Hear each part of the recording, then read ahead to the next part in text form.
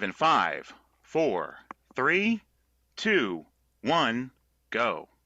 I'm definitely getting in on this tonight. Thursday night football tonight in the Meadowlands. New York's Gang Green.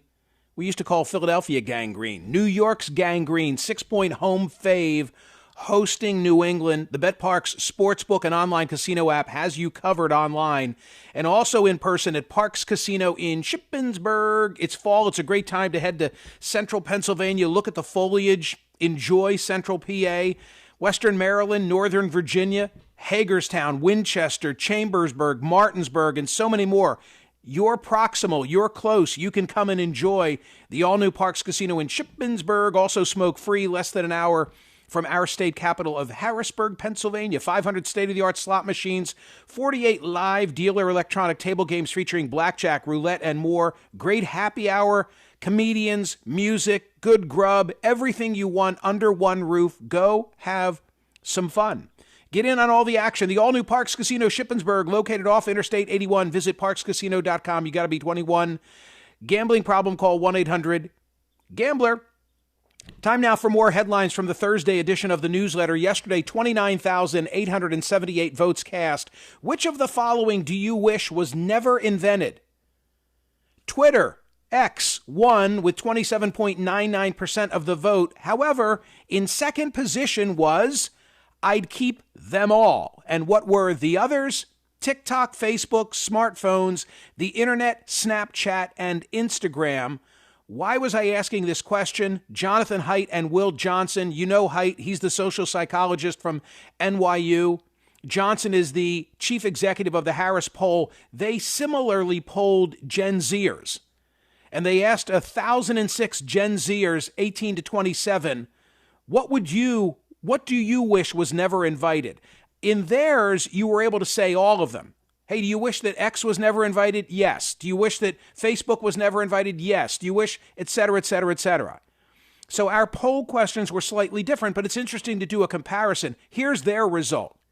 Almost half of Gen Z wishes social media platforms like X and TikTok didn't exist. 50%.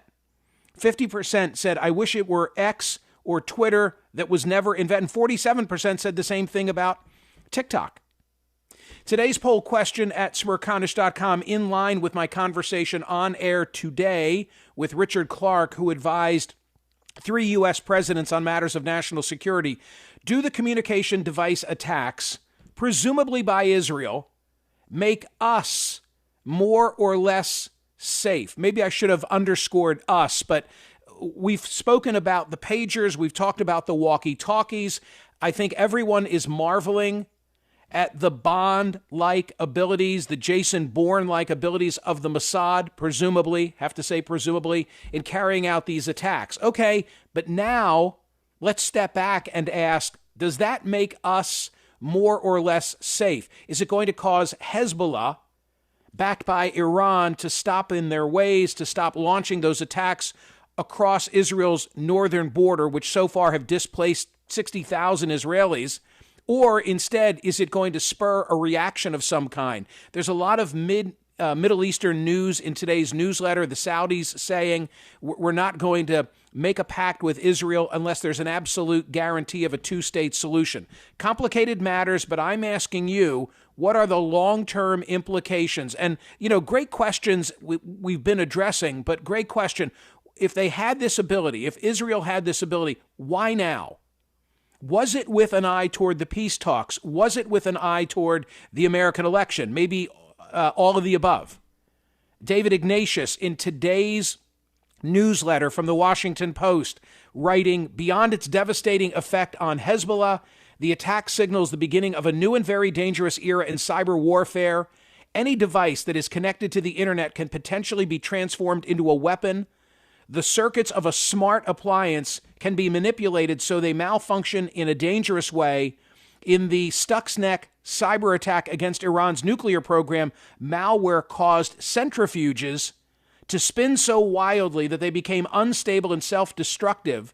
In the future of what's called the Internet of Things, the errant device could be your phone, it could be your refrigerator, it could be your television.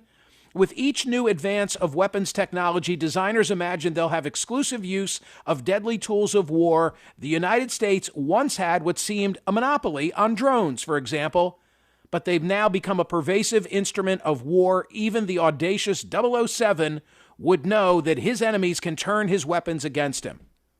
So, today, it's Israel using it relative to Hezbollah. Who could it be tomorrow? Great cartoon, I think, TC, from Steve Breen in today's newsletter. Oh, for sure. It's Donald Trump walking his dogs. Would you please explain? Well, so sometimes pets eat each other. I mean, first of all, come on. But that is the SoundCloud. Correct. But who are the two pets? That would be Loomer and Marjorie Taylor Greene, right? MTG.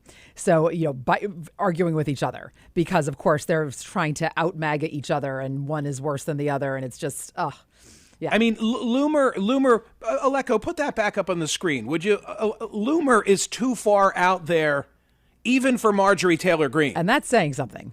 And may I say, won't this be a great way in Smerconish 2024? To remember this chapter of the oh yeah, remember when that Laura Loomer suddenly had Trump's ear and he wouldn't cut her loose, and then Marjorie Taylor Greene came out against her? Will we hear more from her? That's what I'm wondering. In other words, is this little snapshot going to be the remembrance, or will there be more from her later on? I'm fascinated. I'm appreciative of the advertisement that Alice created today, relying on my designer Alex Camlin for Smerconish 2024. How cool is that? The deadline for all orders is October 7, and then we're done. But each one of the images that you're looking at, if you're watching us on YouTube, plucked from different cartoons that will be in the book. And the actual front of the book is embedded within it with some of the images overlapping. It's a really, really neat thing. And it gives you a little bit of a preview of when you start flipping through that book, what it is you're going to start seeing. So deadline for orders, October 7th, coming up. Yeah, drop dead date October 7 because it's not an Amazon production. You can't go to your bookstore. The only place to go is smerconish.com. And book sales are brisk. We want to keep them going because 100% of the proceeds, all profits, are going to the Children's Crisis Treatment Center. They do God's work, and I want you to buy a book.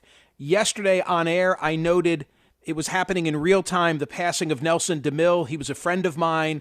He was my most favorite author of fiction, 81 years old. He died of stage 4 esophageal cancer.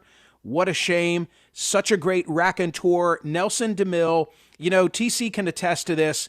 Writers, you never know what you're getting in terms of an interview. They may have the gift with the pen in their hand, but not be so verbose. He was as great a storyteller in person as he was on pages. And I so loved being in his company, and I was thinking last night, so many memories that I have with Nelson DeMille. And by the way, what a wonderful friend he was. I neglected to tell you this yesterday because the news hit me cold. But there was a time, I have been with CNN 10 years now. 10 years. And there was a chapter in my life with CNN that came even before then, where I was doing work for CNN and they didn't know what to do with me. And they asked me what I most wanted to do. And I said, I'd like to have a show on television that is a book club. They're like, a book club? Yeah, I said a book club. And here's the pilot I would like to shoot. And they agreed to shooting the pilot. So now the issue became, who can I get? Who can I recruit, knowing we're about to record something that is not going to see the light of day? It is just a television pilot. Nelson DeMille came in from Long Island for me, and I have it on tape, and it was great. It was great. And by the way, I still want to host that show. Michael, wasn't he your very first book club when we started book clubs 100 years ago when you were on morning radio? Wasn't he your first? He was my first. That's my recollection. I hosted him on several occasions, and I found last night a photograph of something that I mentioned yesterday on air. It's the two of us on stage at a live event. We're having a toast. Oh, my God. Look at that picture. I'm looking at the picture right now. Oh, it's so good. We're having a toast, And stacked in front of us are all of the books that he had authored. And if you'll remember, TC, our good friend Walter Kosh, who was always involved when we would do promotional events at our prior radio home, I had Walter wheel out on stage at the Scottish Rite Auditorium in front of 1,000 people, live audience, every book Nelson had ever authored. And by the way, Aleka, will you put that up one more time? I remember when that stack was wheeled out, I remember he got nervous because some of those books he'd written long ago. And he was like, oh my God. And all I did was, and we have the tape somewhere, all I did was I said, Nelson, I'm just going to hold up a book and you tell me what comes to mind. It was a lightning round. It was a lightning round, and it was awesome. And I love that picture. And by the way, I have to say, I am in possession of a signed copy to me. Someday my kids will throw them out, of every one of his books. Wow. That's every spectacular. one of his books. Yeah. That's spectacular. I'm sorry, Very Dan, you were going to say special today. something? No, I was just going to say that also all these books that you're talking about, don't forget that if people want to listen to them, we have them all on the Book Club with Michael Smerconish podcast. So the Between Bloodlines, The Maze, The Cuban Affair, and Nightfall, and Wildfire also all up there on the podcast. All great interviews. All great interviews. Yeah, what a wonderful tribute. I should also mention, just if we're going through the obituary section of the Smerconish.com daily newsletter, J.D. Souther, a Songwriters Hall of Famer who collaborated with the Eagles and Linda Ronstadt and James Taylor, part of that whole SoCal Laurel Canyon scene in the 1970s. He's gone, unfortunately, as well at age 78, responsible for the Eagles' most enduring and beloved hits, including Best of My Love, New Kid in Town, James Dean, Heartache Tonight, et cetera, et cetera, et cetera. So I guess that was what was that? Was that Glenn Frey or was that the Eagles? Yeah, Eagles. More headlines now from the Thursday edition of the newsletter. Wow, has it taken us this long in the program to get to this story? Melania is defending her nudes. And I must say, Sam is joining us, editing for us on Wednesdays and Thursdays. I had to be clear. Sam, I had to be clear with you today. If we're doing the Melania story, we got to run the nudes, right? I mean, it's a family publication that we are publishing each and every morning. But in a case like this, we owe it to the audience to show them what we're talking about. Your thoughts, Sam? I mean, I agree, and I think it's a lot more than just the headline. Obviously, it's a lot about just her personal, the way that she deals with being a public figure, and I think it really gives us a great insight into what she's going to have in her memoir. So, yeah. So TC, she's publishing a book. Is that that's the reason that all of a sudden this is of interest and being discussed? Right, because obviously the thought is, well, if this was an issue, in other words, if your former modeling shots were an issue, they would have been an issue when the former president ran before. And, obviously they were discussed or, in a titillating way, but they're not an issue. They're not an issue. This is absolutely for book promotion, and good on her. I mean, that's, if that's what she wants to do to promote her book, that's great. And I think it's interesting that she's sort of comparing it to works of art and saying, why be so chaste, etc. Well, celebrate the human body. Well, TC, I'm sure it's occurred to you. This is something that I enjoy and have in common. Correct. You with and Melania the First Lady, both have your nude modeling shots. Uh-huh. Yeah, you do. Yeah. I can't deny it. I've seen it. And I agree with her. I too proudly stand behind my nude modeling work. And stand behind is actually the appropriate way to describe your nude modeling work. By the way, I looked at my image recently, and I said to myself, "Damn, I look pretty good there." If they took that picture today, if they took that picture today, I'm not so sure. Oh, Dan, no. Dan, can we play and hear flash up and Michael's? show? Dan? Why do I stand proudly behind my nude modeling work? The more pressing question is, why has the media chosen to scrutinize my celebration of the human form in a fashion photo shoot? Are we no longer able to appreciate the beauty of the human body? Throughout history, master artists have revered the human shape, evoking profound emotions and admiration. We should honor our bodies and embrace the timeless tradition of using art as a powerful means of self-expression. All right. There you go. You and Melania. Yes, Melania and me. Yes. Yes. You know, from the bordering areas of southwest Poland and Slovakia. I Right. appreciate it.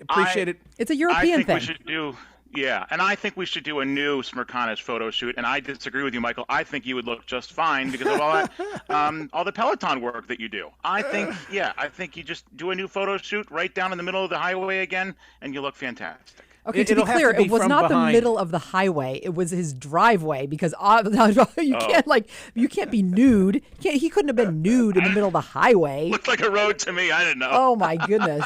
Can you imagine?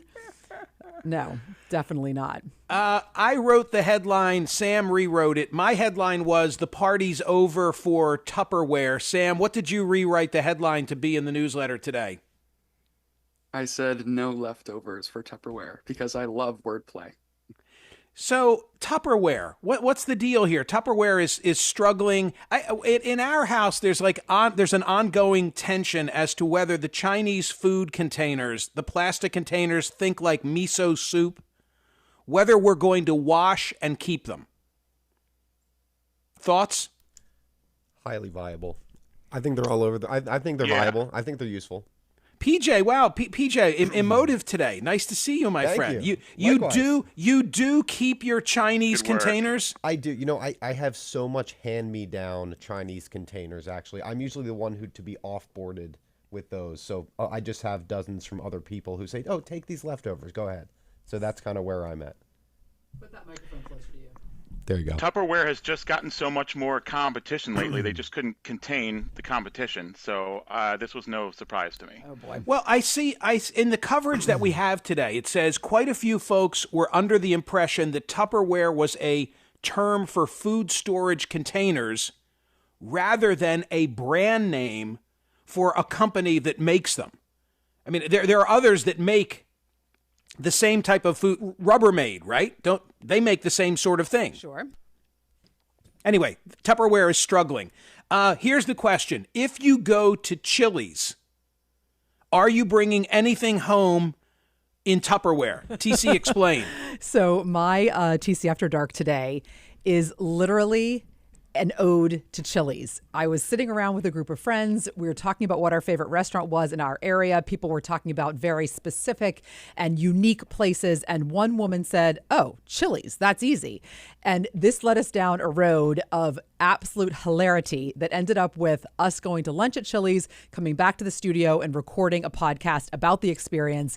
It is a riot. It is funny. It will make you want to go to Chili's. This woman has worked at Chili's every job at Chili's and still loves it. And she is so enthusiastic. So she is an expert and a super fan. And I cannot recommend today's podcast higher. You will just love it. The Chili's closest to us closed. Okay, and we discussed. I was never in it because it's right next door to a diner. Correct. That I often frequent. Okay, so she started working at the one in Wayne, Pennsylvania, which closed. Yeah. And therefore next to Manella's. Yep. And therefore we went to the Chili's in King of Prussia, Pennsylvania, where she also worked. We discussed the entire layout of the Chili's in our area. And they're different, by the way. They are different. Not all of them are as good as the King of Prussia one, according to Aaron Gallagher, my guest on today's podcast.